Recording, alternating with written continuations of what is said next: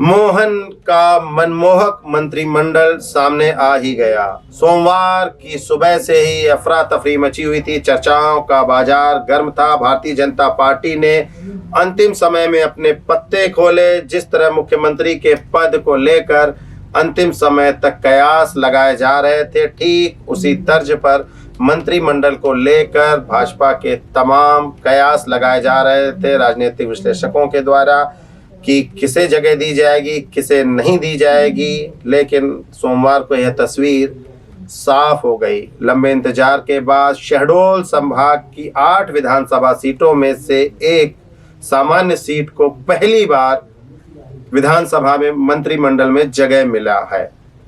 आपको बता दें कि पहली बार कोतमा के किसी विधायक को मंत्री पद मिला है और यह सामान्य सीट है और यहाँ से दिलीप जायसवाल दूसरी बार विधायक चुनकर विधानसभा पहुंचे हैं। इससे पहले वे 2008 में भारतीय जनता पार्टी की सरकार थी तत्कालीन, उस समय विधायक चुने गए थे, लेकिन पहले विधायक थे इसलिए मंत्रिपरिषद में जगह नहीं मिली थी। 2013 में उनकी टिकट कट गई थी। 2018 में जब वे दोबारा चुनाव लड़े तो वे चुनाव हार गए थे कांग्रेस से और 2023 में भाजपा ने फिर उन पर भरोसा जताया। वे लंबे अंतर से चुनाव जीते और उन्हें राज्य मंत्री की सूची में शामिल किया गया है। शहडोल संभाग की 8 विधानसभा सीटों में से एक को मंत्रिपरिषद में जगह दी गई है।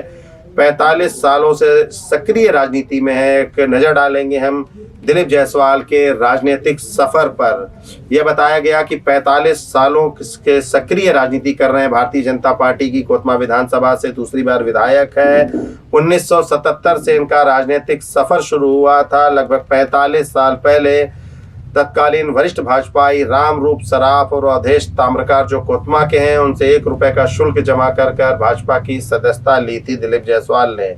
तब से लेकर अब तक वे भाजपा की राजनीति में जुड़े हैं और पोलिंग एजेंट के रूप में उनकी शुरुआत हुई थी। यह उन्होंने चर्चा के दौरान बताया कि 1977 में जब चुनाव हो रहे थे, स्थानीय चुनाव थे, तब उन्हें पोलिंग एजेंट बनाया था।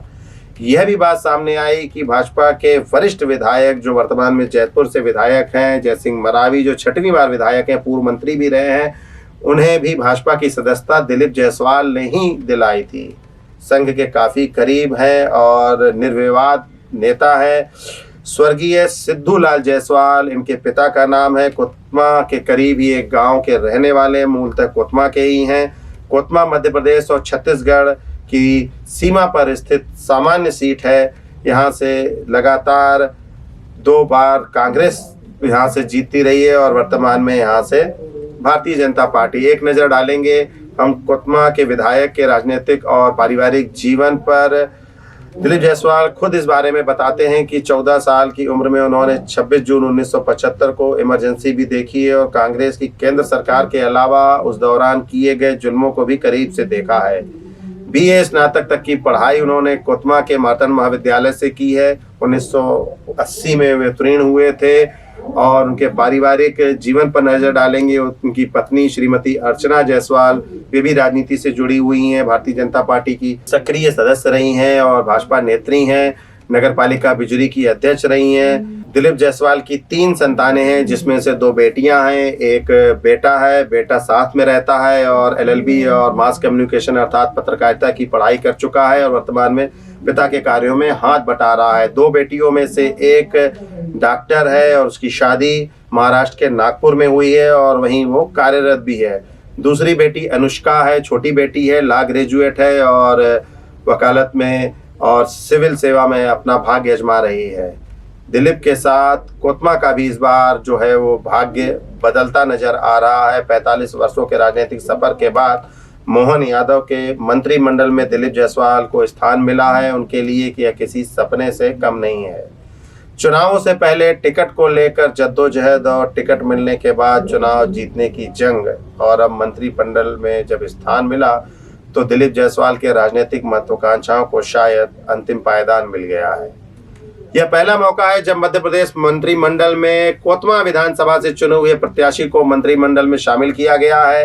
अब तक कांग्रेस, भाजपा व गैर सरकारों में भी कभी भी कोतमा को स्थान नहीं मिला था। 2008 में दिलीप जायसवाल पहली बार विधानसभा पहुंचे थे और वर्तमान में उन्होंने उसी प्रत्याशी को मात दी है जिसने 2018 में उन्हें मात दी थी।